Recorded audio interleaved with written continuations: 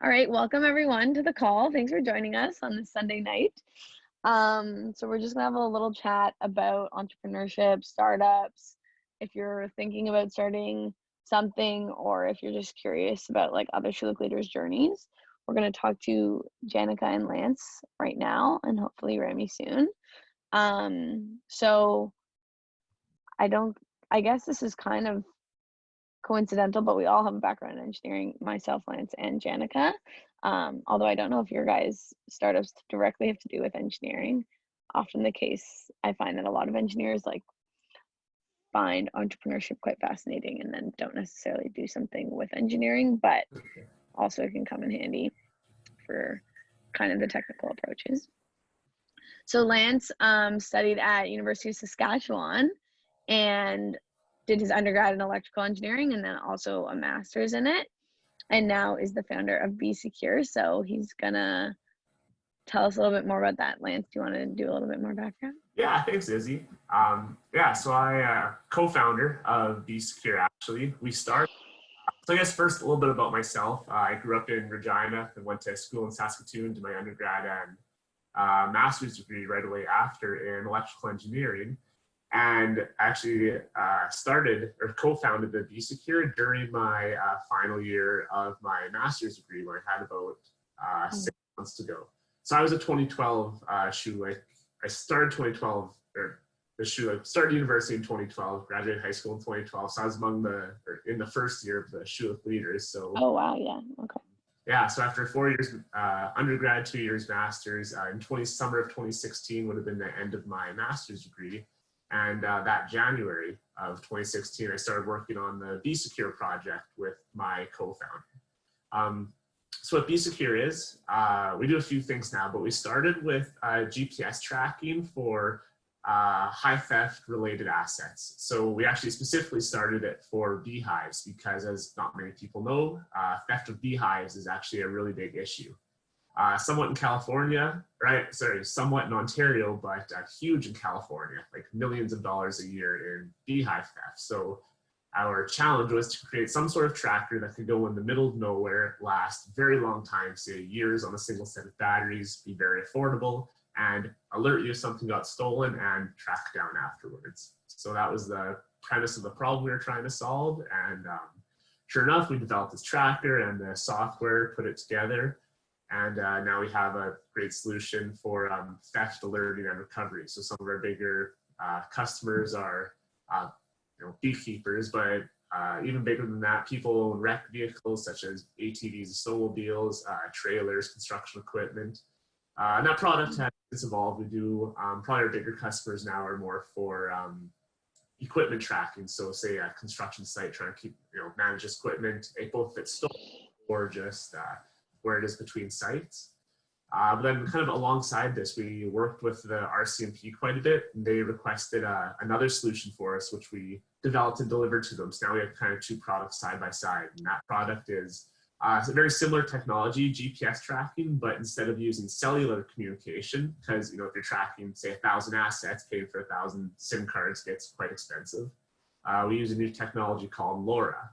It stands for long range radio, and basically it can replace cellular in some situations, but you set up the communication yourself. So it's very low cost, low power, very long range, and essentially free as far as monthly fees go compared to SIM cards. So we kind of operate these two technologies in parallel.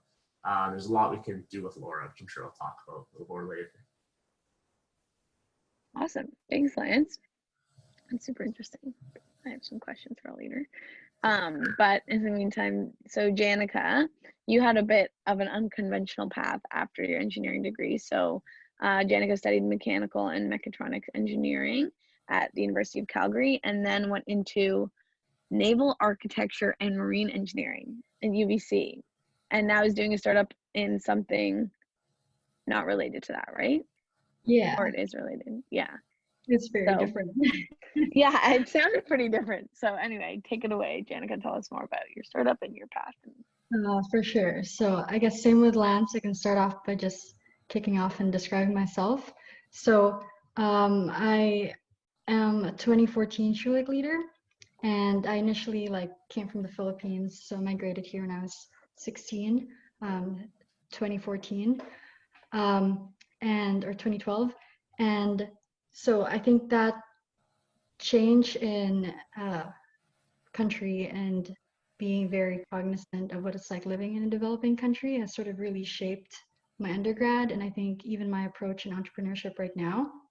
So throughout my undergrad, I was like pretty focused in like sustainability. So I did a lot of work related to like recycling and plastic waste. And then I also did an internship abroad related to like smart logistics. So I think there was a point where I was super interested in waste and data. And I did a lot of like entrepreneurship sidelines throughout my undergrad because I was very interested with like the community and just the dynamics that you could see in a startup. But I didn't really think of pursuing entrepreneurship until I realized that ideally the only way to solve the circular economy problem is if you try to figure out new solutions to that. So when I joined Next a year ago, I co-founded Forecastlab.ai, which is essentially an AI first SaaS company which focuses on demand forecasting for distributors. So we were trying to address the gap between what products distributors need and what can be delivered to them at an amount of time. So we were essentially trying to reduce overstocks and trying to make sure that they only received the amount of items that would be required for consumable products. And the reason for that was when we found current e-commerce practices online and what's essentially like fast deliveries and whatnot, the biggest waste that actually comes from that is from the items that are returned or the items that are essentially consumed but are never delivered. So about like 60 billion we found actually ends up in the landfills if they don't get returned, which is easier to do if you don't like what you purchase online. So we found that there's a bottleneck with this current practice, and there's not a lot of people tackling this problem because obviously it's waste. You know, nobody really thinks about waste or a lot of these other like practices. So by addressing it head on with just the way that distributors were approaching their supply chains and their logistics, we can kind of make sure that they can also profit while also giving them an advantage of being sustainable. So that was the whole idea behind Forecastlab.ai, and obviously you can do this because of our forecasting platform. So I did a bit of tangent from that actually, and I realized that it's very hard to do that, especially with problem like circular economy. And there's a big thing now with trying to address this problem on a citywide concern. So that's sort of, I think I wouldn't say it's a movement, but that's the mentality that I'm coming in right now with the whole entrepreneurship route. So I'm currently with my co-founder. We aren't working on this particular project anymore, but we digressed, or I personally digressed, just working on more of the circular economy from the actual infrastructure side of things. So that's why I'm pursuing naval architecture and marine engineering, is because in the future, this idea of essentially moving to remote modular platforms for cities, I think is going to be a big thing in the future. So I think that's quite a tangent from a lot of things I'm going now. But that's it's not only like what you do in the companies you found, but it's the mentality of just trying to do something from very limited resources, especially trying to address a gap. Awesome. Okay, great. Thanks, guys. So this one, like you guys touched on a little bit that you were both like kind of interested in entrepreneurship growing up, or were like maybe drawn to those projects in university, but could you guys tell us maybe a little bit more about like your first real experience with entrepreneurship that you remember and what drew you to like starting your own business basically right out of school, it sounds like, for both of you? Sure, I can kick that off. So yes, in general, it's always drew me to entrepreneur. As being an entrepreneur, in general, is probably similar to most people. Two reasons. One, I never really liked working for other people. Couldn't tell you why. It's just the way I am. And two is I like having the flexibility to work on what I want to work on. So, I mean, day to day, like at my job, yes, there's lots that has to get done, but at the same time, I decide what I want to do.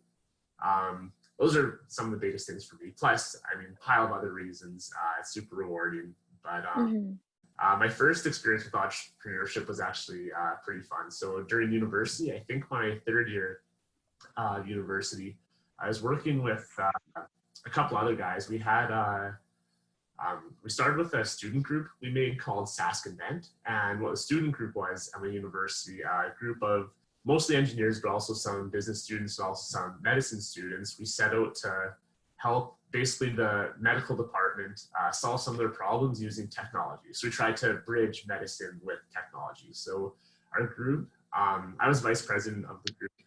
We had a lot of really interesting projects, lots of prosthetics, a little bit with one, for instance, a student was working on a system for a doctor who was measuring the neuron firing in rats, like measuring their brains or what their brains were doing. I honestly don't really know what the doctor was doing, but we helped them out with the solution. So anyways, we were in contact with the Department of Medicine, and we got in contact with the brain surgeon.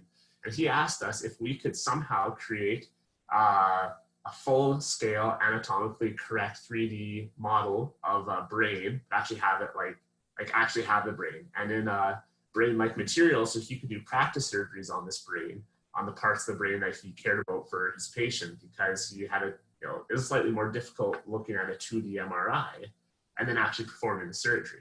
So it'd be cool if he could do a test surgery, plus it'd be cool if he could just show this brain to his patient and tell a patient what they're going to do. So a few of us actually tried to make a company out of it. We were working with a local 3D printing company in the city called Peachy Printer. They've since collapsed, unfortunately, but using this Peachy Printer, we were able to, in conjunction with some medical software, we were able to extract these MRI images from the brain. And then we were actually able to create a 3D render of them and further extract the parts that the surgeon cared about. So we had those prints in different colors and printed materials. And at the end of the day, we were actually able to create this brain and brain-like material with this brand new printer that wasn't even on the market yet. So the surgeon could perform these surgeries. Unfortunately, we couldn't find a very big market for this. So the company never really went anywhere, but that was our first legitimate attempt at creating a company. And we found it to be a lot of fun, a lot of work, also because we were in school at the same time. But me personally, working on that kind of project, I found a lot more, I guess, exciting than just school. And that's kind of what really drew me towards entrepreneurship later in my career. Yeah, I had a bit of a more humble, I think, introduction to entrepreneurship. So it wasn't very tech focused. I think it was more really a small side project. So before coming to the Philippines, or before coming to Canada, I actually had a few friends who had issues getting into university back home, which, because it's not it's not free here, and it's very expensive with the rate in pesos.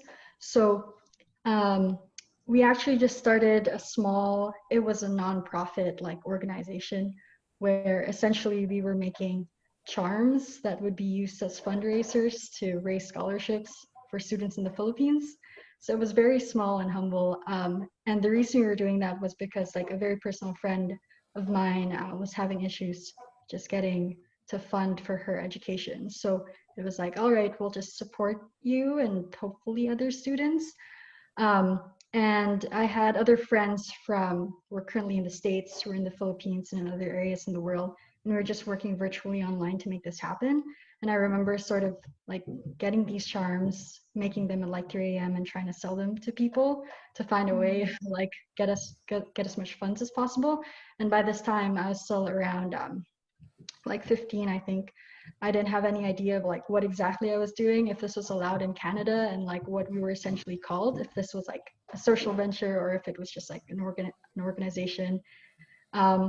So running into those problems, it was I felt like I was clueless, but it was a very fun process that brought a lot of people that mattered to me together. And I think that that collaboration, but also the idea of like, trying to find a solution for a problem that was high impact, I think mattered a lot to me. And the results oriented focus, as well as like the fact that it happened quickly, really like played a role at how much I enjoyed that process.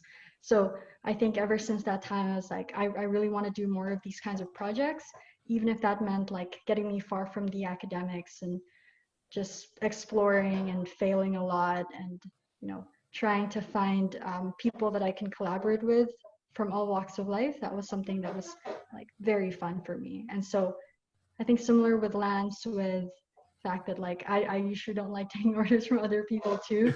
This is an opportunity to just learn as much from other people, while also getting the opportunity to like try, investigate different approaches, try something new, even if I'm not entirely sure what I'm doing. At least that was the initial approach.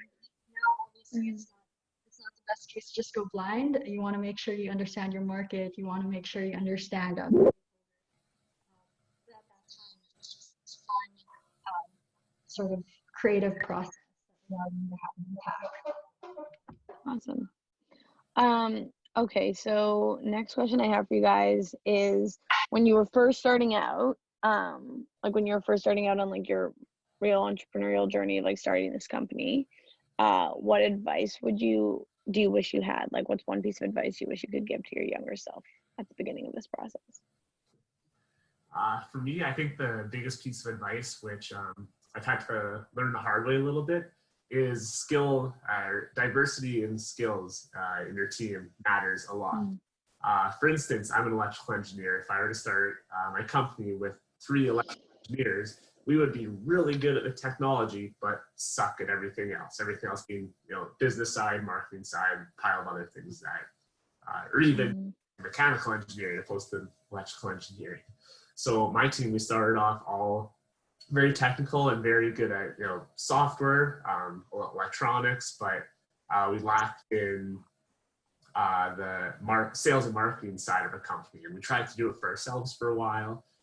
Honestly, it didn't go very well. Finally hired someone else and I contracted other people to do it. These people came in, I thought they were just like gods at sales and marketing, because it's something that none of us were good at and they were good at.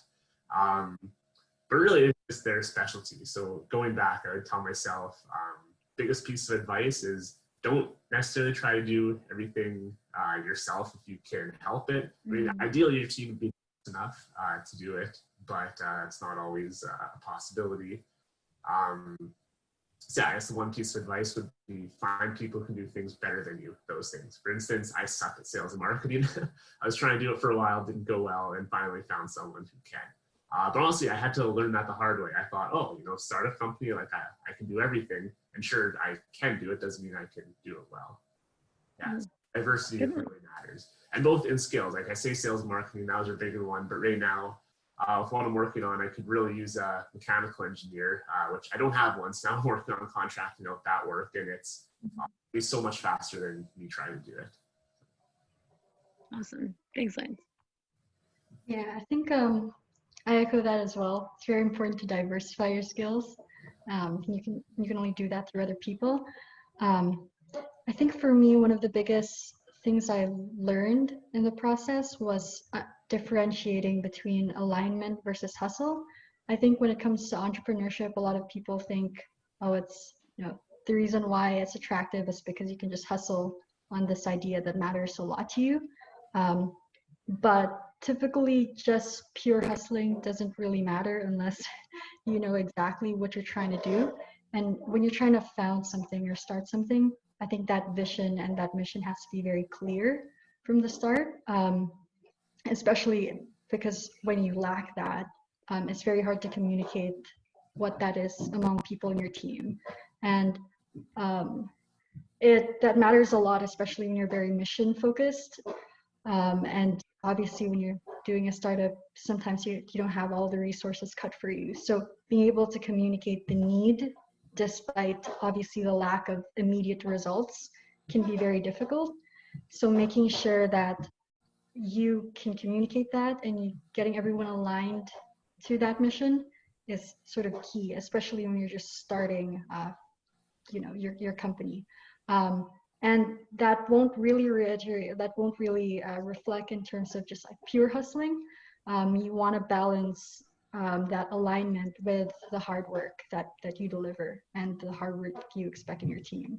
So making sure that there's that balance between that is very important, for sure. Awesome. That's a really good one. Okay, you guys just kind of touched on this, but I still think it's worth asking, like, you guys are both co-founders, so I was wondering if you guys had any particular advice about picking a co-founder or picking partners in general in business, or like how you selected your team, and if you would consider doing it on your own, and if not, like why? What's your opinion on that? I like that question. I think, so for me, the biggest advice would be finding someone who you can just get along with really well. Because starting a company, there's always going to be lots of disagreements, lots of stress. I think when it comes down to it, finding someone who you can work with and get along with will solve a lot of those problems.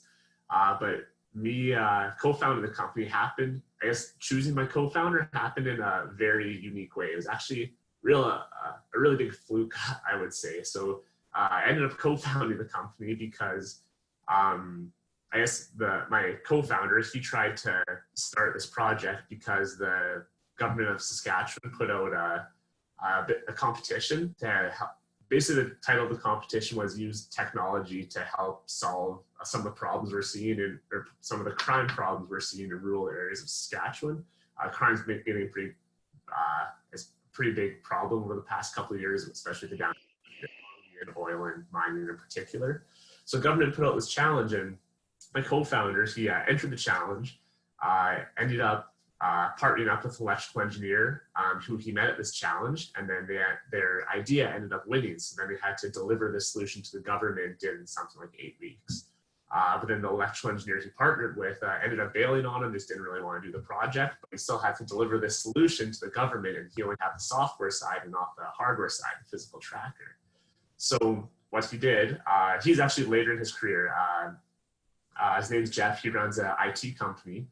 Anyways, one of his IT clients, he knew was an electrical engineer, so he just messaged her and said, "Hey, do you know anyone who would be able to do this project?" And this girl I went to school with at the UCalgary, and we were both in the IEEE student group. She was a couple of years ahead of me, but we still had this IEEE Facebook group, like back from our undergrad, which no one really used anymore. And I'm not really on Facebook very often. If you look at my Facebook profile, it's old and just not really full of anything. But for some reason, this one day I had Facebook open on my phone, and she posted in this group saying, "Hi, I know someone who's looking for an engineer who can solve this problem. Like, if you're interested, let me know." And pop up my phone. So I messaged right away. I was doing my master's degree. Thought it'd be fun to do in the evening. And sure enough, I was the first person to respond to it, and that's how I ended up being introduced to him and ended up co-founding this company. So it was funny how we met, and big fluke that we ended up working together. So far, it's worked out. I mean, luckily enough, we work together really well and like each other. Very well could have worked out. Yeah, it's kind of my story. It's a little different and a little funny how it worked out, but it seems to be going well. Awesome. I just want to welcome Rami, who just joined us. So Rami's also gonna probably answer the rest of the questions. Sure. Yeah. Sorry, guys. I thought it was 8:30. Totally my bad. Don't worry about it at all. We've just been doing preliminary questions on entrepreneurship, how you got into it, all that kind of stuff. But Rami, if you wanted to give us like a quick intro about your background and what your startup does, and what year Schulich leader you are, just basics. Sure. Yeah. Happily. I guess just quick background. I was a 2012 Schulich leader. Did electrical biomedical engineering at McMaster, and then right after that, I did my master's at U of T. And I was graduating my master's, and I was, thinking about what to do next. And then an opportunity came for me to get into Next 36, which is a founder development program here based in Toronto. So I did that. It lasted until Janica was also and I don't know if she's talked about this already, forgive me. But anyway, through that program, it kind of introduced me to entrepreneurship, what it really means. And yeah, I guess I had a friend who wanted to work on a project at the time.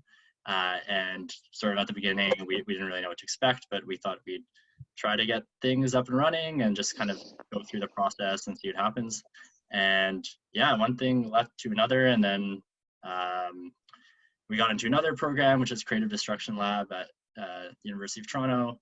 And yeah, we've sort of jumped through different startup supports, and then eventually we were able to raise a small pre-seed round that's kind of gotten us, more structured as a company and gotten things up and running. So that's been the journey so far. Awesome. And yeah, I guess about what our startup is doing, we're doing surgical robotic technology for minimally invasive surgery. So Awesome. kind of within the deep technology domain. So we're not really in the sales process or anything like that at the moment, but yeah. Cool. Thanks. So I'll just repeat the question where I just asked right now, and then Janica will go, and then you'll go, Remy. So the question I just asked now was if you guys had any advice on like picking a co-founder, or your thoughts on starting a startup alone, and what you kind of look for in like a partner or a team member. So Janica, I'll hand it off to you. Sweet, thanks, Izzy. It's been a mismatch or miss and a match sometimes for me when it comes to finding a co-founder. And conventionally, some matches have worked, and in other cases they haven't. A good example would be at Next, for example, which Rami just mentioned. You get the opportunity to meet other people, and then if you want to, obviously start a company with the people in the cohort, you have that opportunity to do that. And I actually was one of the few that really bounced around, like getting to know other people and really exploring what everyone's interests are and how I can work with them if I were to be a co-founder. And this approach was, it worked in some occasions and at others it didn't. I ended up not so pursuing essentially what the company that we incorporated Next, mainly because of that co-founder issue. So there are cases where, the synergy just doesn't work out. And I think it's important to highlight that even if you have tried, being on the same page with your co-founder, sometimes there is a lack of synergy, and sometimes things don't work out. So I think traditionally people would say it's always best to have a co-founder, and that minimizes your risk whenever you're starting a company. But I've also seen other companies where there are founders with like a sort of singular vision that, as long as they remain consistent with that, it sort of works for them as well. So I think when it comes to co-founder dynamics, I'd say like sometimes it can work out, sometimes it won't. But it's very important to also be confident and be aware that if you can pursue it by yourself, to not let that notion that you need a co-founder sort of limit you into starting a company. So you can always, by gathering the network, sort of pull people in. So that's what I'm currently doing. And then by sort of doing that, you attract talent that way as well. Awesome, thanks. Remy, any thoughts on that? Yeah, I mean, I'd agree with everything Janica said. I'd say for myself as well, like starting Next, I was actually working on a different project. So, and I wouldn't say that that project failing was solely based on co-founder dynamics, but I think that's probably part of it. And I don't know, there's a lot of different advice on what you should actually look for in a co-founder. Some people say that they should be someone that you can sort of like a romantic partner who you can just like live with every day. Other people are sort of like cautioning against that in the sense that you shouldn't be best friends with your co-founder, because you often do have to have some difficult conversations with them. So I don't know if this is really sort of there isn't a consensus at this time. I think it's just kind of what works for you, and I think there is a process by which you kind of need to sort of figure out who you can actually work with in this capacity, and it can be hard for sure. Trial and error sometimes.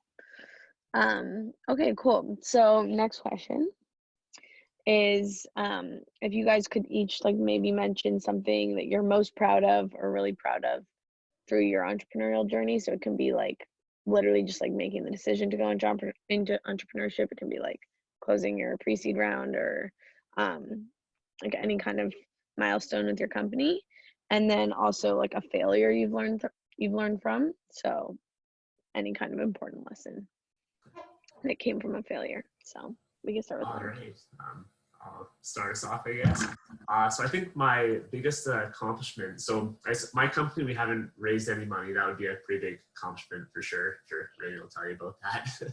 But so yeah, we've been bootstrapping it since then. But our biggest accomplishment, I'd say, probably be the first big contract we closed. So we closed a pretty big government contract to set up our LoRa network, which I very briefly mentioned at my start introduction. So this LoRa network basically provides a network for all these low power devices to run on, so it's way cheaper than using cellular. We have a really big network. We have about maybe 40,000 square kilometers covered with this LoRa network in rural Saskatchewan. So like it's a pretty big deal. So the contract was for this network, but it was basically a technology that we just started working with when we got the contract and closed it. So not only did we have to deliver it on time, but I also had to develop like a lot of technology to do it. And we came in on time and on budget. It's working really well, and the customer's really happy. And that's kind of led the way for a lot of other customers and products and technologies that I've been working on since then. So yeah, that was a really big deal to me, and honestly really kickstarts the company too. It's almost like a minor investment at that point. Closing pretty big. Mm-hmm. So that was definitely or I guess my biggest milestone. Big failures we've had. Oh, we've had lots of failures. I think our I've had a couple big ones too, but one most notably, obviously we've recovered from all of them, but one, our first model of our GPS tracker that we sent out, we were using, basically I was using this development platform for the hardware, and everything was good, had a SIM card in it, sent them out to the customers, customers were all super happy, and like 2 weeks went by, and all of a sudden just none of the trackers worked, not one of them. I had to figure out what the heck went wrong, and turns out the company providing the hardware that we're using as our development platform, they changed some settings on their servers. So a specific SIM card that I was using just wouldn't work anymore. But we didn't have any service level agreements in place. So basically I was just out of luck and had to recall all these trackers. So it was like, we just hit the market, 2 weeks went by. Like, haven't hit the market 4 years ago, like 4 years ago went by before this happened. It was just such a crazy thing. So our first, swing was a really big miss. Oh, well, those are two pretty big ones. So yeah. So I had lots. Sometimes you can't control it. Awesome. Janica, do you wanna go ahead and share yours? Yeah, for sure. So I think you asked for like the whole entrepreneurship journey, which to me is kind of like broad, because again I started like doing a lot of projects throughout my undergrad as well. Might go rather vague here for my answers, so maybe you'll apply it to like more people. But I think my biggest accomplishment would have been my personal growth, which I think happens to almost all entrepreneurs, when they take on the journey. I remember trying to lock in like my first sponsorship sort of deal when I was in my first year. It was for an organization that operated very similar to a startup, and I remember not being able to really communicate what I was trying to do, and kind of comparing that with the interviews at Next, which Rami also mentioned. It was pretty rigorous like interview process, and I remember just going through that rather easily and kind of comparing where I was 4 years ago when I wasn't able to communicate what I was all about and what I was hoping to do in a company versus a time when I was like pretty straightforward with like goals and aspirations. I think that was a big milestone for me personally. So that was, I think, yeah, growth is sort of, I would say, like the biggest achievement, and being able to see that and having like your mentors especially sort of recognize that too. And I'd say the same with like being able to have people say like, oh, you've been a great mentor to me in this process. That's also been very fulfilling. In terms of failure, I remember at one point So what actually introduced me to the Canadian startup ecosystem was working with Susie Pan for like Science Expo and the Foundation of Student Science and Technology. So at one point I was sort of the one trying to hold the merger for SE to FSSC, or the Foundation of Student Science and Technology. And at this time I sort of hired a national team, but I was also in charge of working abroad for another like program. And I think one of my biggest failures in that transition was simply not being there for my team. And I know that I think in a lot of entrepreneurship ventures, your team really matters to you. And as I said, like having to give the mentorship and being able to receive that from a startup point of view is important, especially in your growth. And just not being there for my team was like a big failure for me. So in a lot of cases, that was actually, you know, having to hire a national team from the ground up and not being for them, not being in it for them, is something I wish I didn't do. And it's something that continues to shape like how I'd like to essentially form a team in the future for a startup or a company or essentially any organization. Yeah, so that'd be like, yeah, my biggest failure so far, I'd say. Interesting. Thank you. Rami? All right, I guess just to respond against, I guess to Lance's point, I would say that, and to Janica, like securing contracts is, in my opinion, a much bigger accomplishment than fundraising overall. Because fundraising, you just need to convince some investors that to believe in your vision, but I think it's a lot, sort of, there's investors who are kind of just putting out gambles and hoping that something good will happen. So anyway, just kudos to you guys for doing that. That's awesome. In terms of failure, just as kind of maybe a funny failure. So when we were fundraising, we didn't actually specify during our discussions what currency we were working in. So it made our fundraising round last probably 4 times longer than it needed to, because we were assuming it was in US dollars because we had US investors, but they thought it was in Canadian dollars, and it just was a big mess. And I think just reflects that we're kind of first-time founders, so we don't really know what we're doing, and probably still don't know what we're doing. So just every day we make foolish mistakes and we pay the price, but hopefully going forward things will be better. But honestly, I think it's just, you always make mistakes and hopefully try to learn from them and not make them again. So, yeah. And then what's the thing you're most proud of? Oh, proud of? Yeah, I guess I think just the fact that we were able to sort of, so the hardest things in startup world are kind of getting off the ground, and then once you reach a certain point, sort of growing from there. And I'm sure Lance can talk more about that. I'd say we're more on the former side, where we're just kind of getting off the ground. And yeah, I think it's nice that we were able to reach where we are now, but you know, we sort of still live in the constant fear that we're just going to come crumbling to the ground. Right. Most startups do. So I don't know if it's really an accomplishment in and of itself, but it's a good feeling that we're able to get to this point.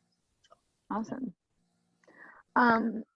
Okay, so my next question is, I noticed all of you guys went to grad school. I'm finishing my undergrad, got cut short a little bit, but still graduating. And I feel like most of my friends aren't considering grad school, at least engineers, because a lot of engineers feel like they're very like employable right out of graduating, or even like ready to start something if they want to do that. So I'm just wondering like what you guys thought of grad school, like how that helped you in your entrepreneurial journey, like if you think it was necessary, would you do it again? Yeah, good question.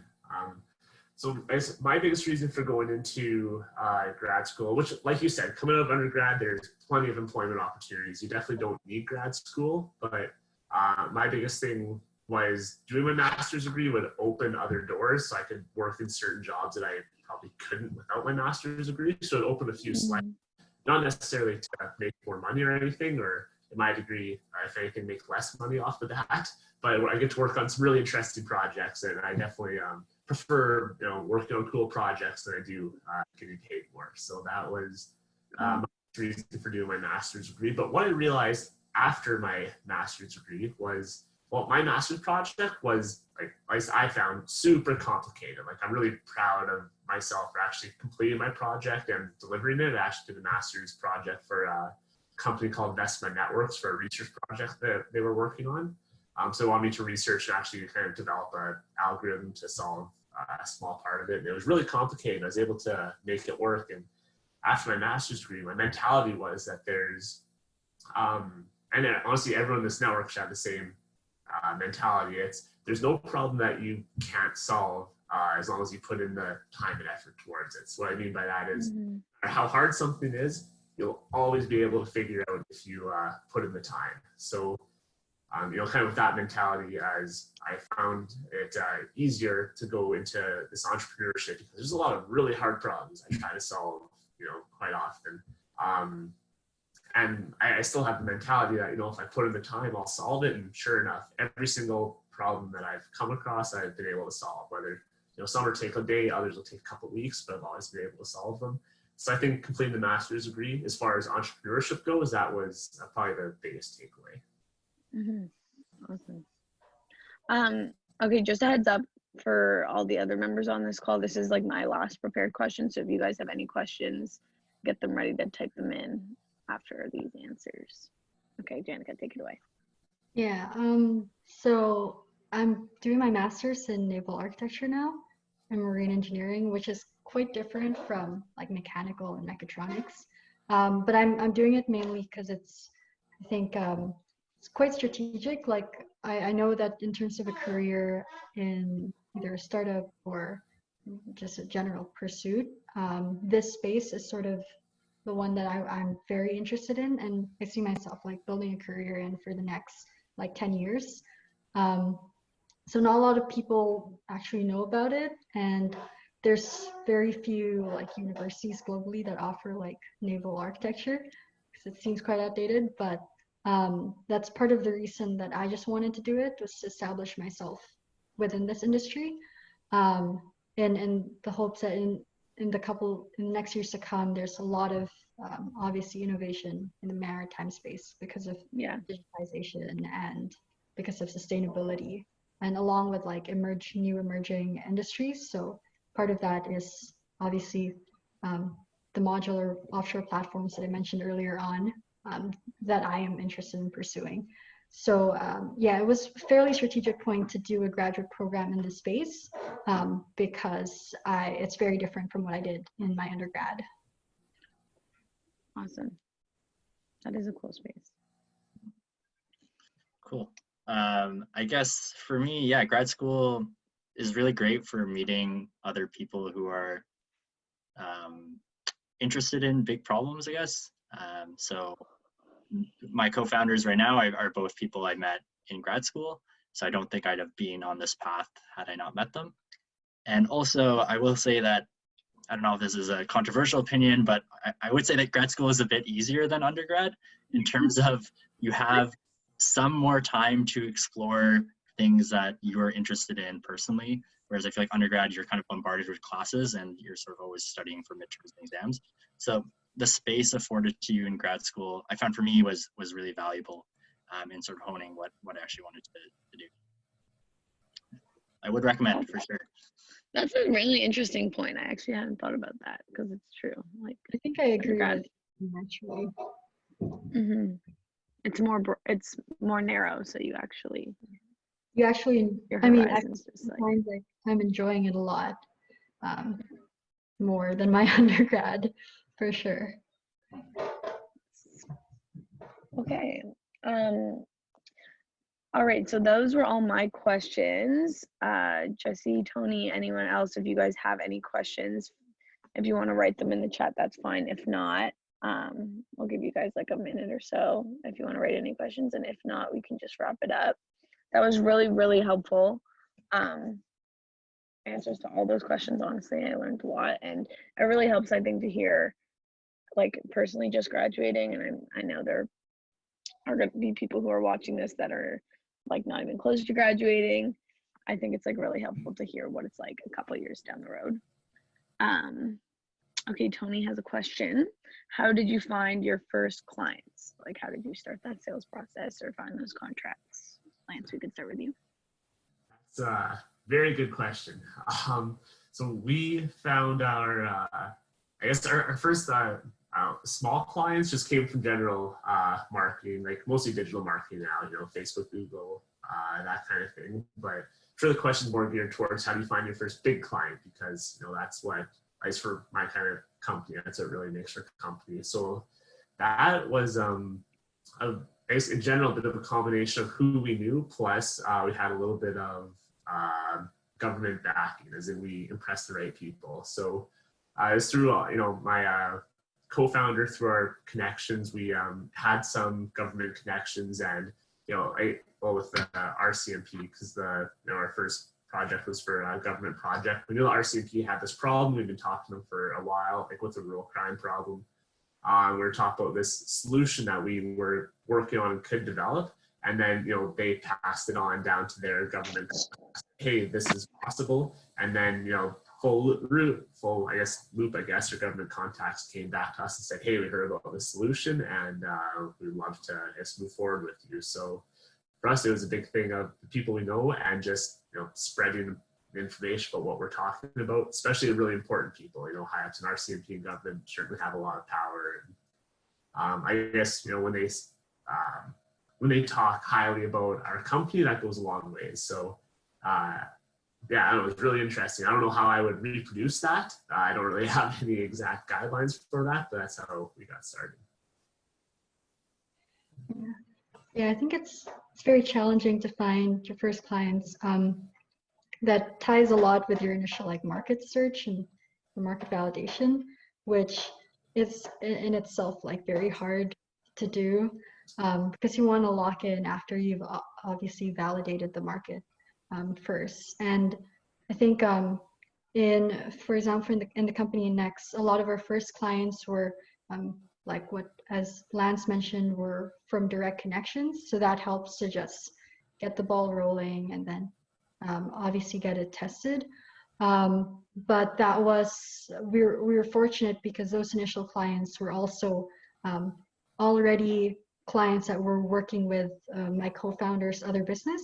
So that sort of worked to our advantage. But in general, I know that a lot of other startups actually base it off just initial connections. So getting the networks to back your company first would be, I think, key to find those first few people. Awesome. Thanks, Jonathan. Yeah. So I guess for us, we don't really have clients in the traditional sense because we have to go through a multi-year long process before we can sort of legally engage in sales. That's just how things work in the medical technology space, for better or worse. But I will say that I guess for us, a priority in the early days was really trying to reach out to as many surgeons as we can and interview them and sort of understand their needs and where we could fulfill them. And that process itself involved lots of cold emailing. And our response rate was actually pretty high considering everything. And I think a lot of that is just, it's a lot of work in startups to sort of sell your vision and convince people that you're working on an important problem and that you're the right people to do it. And so I think that if you're able to do that, you'd be surprised by the number of people you can sort of reach. And oftentimes that is through your network, but even people who you would never think would talk to some small startup, they will, partly because they're interested in what you're doing, but also because there's sort of an understanding that these people, they kind of get what it takes to make a startup, and they're often willing to help. So I was very surprised by that, and I think you should only be limited by your ambition in that sense. Interesting. Yeah, some empathy for the founder life. Yeah. Okay, so the next question is, would you guys recommend doing like internships or more like corporation-based jobs in the summer, or would you rather pursue like kind of entrepreneurship, founding a venture, anything related to like basically the founder experience to gain more experience before actually pursuing entrepreneurship? It's a tough question. As far as recommendation goes, I don't really know. I can tell you what I did and how it went. I did a little bit of both. So during the summers, I always had a job usually for an engineering firm. So I worked on all types of projects, some complicated, some less complicated. I actually worked at a research position one summer as well at the university in the computer science department. Although I wouldn't say it took away a lot from those jobs to help me, start this company, this project I'm working on. Not to say I regret doing it. I mean, making the money during the summer is nice, especially, that in conjunction with the Schulich scholarship can really propel you into entrepreneurship and not have to pay off a ton of student debt. So I think the money for me was probably most helpful, even despite having the scholarship. I think what was bigger for me was working on lots of side projects during university. So as I mentioned earlier, I worked on that one side project with us creating those brains. But I also worked on a number of other side projects and led student groups, which led to development of some pretty cool technology too. And I found that those side projects, my friends in engineering, were a lot more valuable to the entrepreneurial. So it also teaches you how to work hard. I mean, working on these side projects during school when you're already super busy, you learn how to work hard and fast, opposed to during the summer, you have all the time in the world. Right. So that's what I Right now. and it worked for me. I don't know if you have Rainier, what you would have to say about that.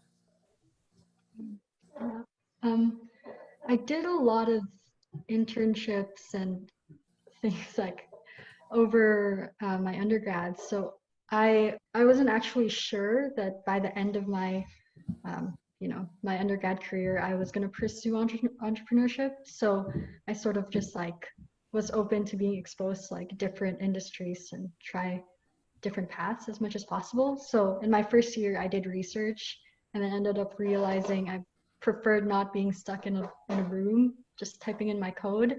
In my second year, I worked at a startup called Eve Medical in Toronto, and then I realized actually initially that I didn't want to do a startup because it's this takes too much commitment and effort. In my third year, I worked in industry, PepsiCo, and it was fun being in a small team and going around in the plant and obviously optimizing efficiency and getting to know about these metrics in industry. But I also found that culture fit didn't quite work out for me. Although that was a path that I was interested in because of metrics and efficiency and optimization. And in another tangent was I worked abroad for a while, just on the front lines working with rural communities because I thought that was the best way to have impact in India. So around all these different paths, I realized that it can go all in different ways. You can obviously have that entrepreneurial quality that you can apply in all these different approaches. But I guess echoing what Lance said, you can always also do side projects and incorporate that mentality in whatever you do. So if you just want to build up that, understanding of what it takes to start something, you can apply that mentality in whatever industry you have or you're really interested in working in. So I would say take as much opportunity to, I guess, build that leadership repertoire, and also taking on different diverse projects would help to do that. But at the same time, find as many avenues to build on a network, because that also helps more than just trying to do different hustles and different ventures. So it definitely is a mix of that, and just putting yourself out there and gaining as much exposure in different, obviously different approaches. Those are all sort of valid entry points, I'd say. Thanks, Janica. All right, so I think this is a great question. The reason I would say that there isn't a clear answer to this is because there is a wide range of startups. I know kind of in media and just in discourse people have, it's kind of just paints all startups in one brush, but there's quite a big disparity between, let's say, if I make a startup that's selling shoes or socks or something versus making a startup that's doing, let's say, drug discovery. And I think the skill set that you would need to be successful in each of those is drastically different. And so I wouldn't think of it so much as what experiences do I need to be successful in the startup. I think of it more of what kind of startup do you want to make, and then where can you put yourself in a position where you can learn the most, and then take that learning and be successful in that sort of startup that interests you. So that would be my advice on that. And I think as long as you're learning, there's no real correct path. I think that's what you should focus on. That's a really good answer. I like that a lot because it's so true. I like the venture capital firm that I worked at after my first year of university, invested in like healthcare, medical devices, like medical technology, and mostly people who had started those companies like had been in the field for a while. Whereas, like you said, if you're just trying to like make an app or make some sort of like B2C retail startup, then it's like a very different scenario. Exactly. Well, I think that's the end of our questions based on the fact that nobody else has any questions. I just wanted to thank you guys for sharing your stories with us and obviously taking like this time to be on the call, and also all the participants who asked questions and also just hung out. This call is being recorded. I probably should have said that at the beginning, but anyway, just for our other Schulich leaders who didn't get to tune in tonight. So I think this will be really helpful advice for anyone who's thinking about entrepreneurship.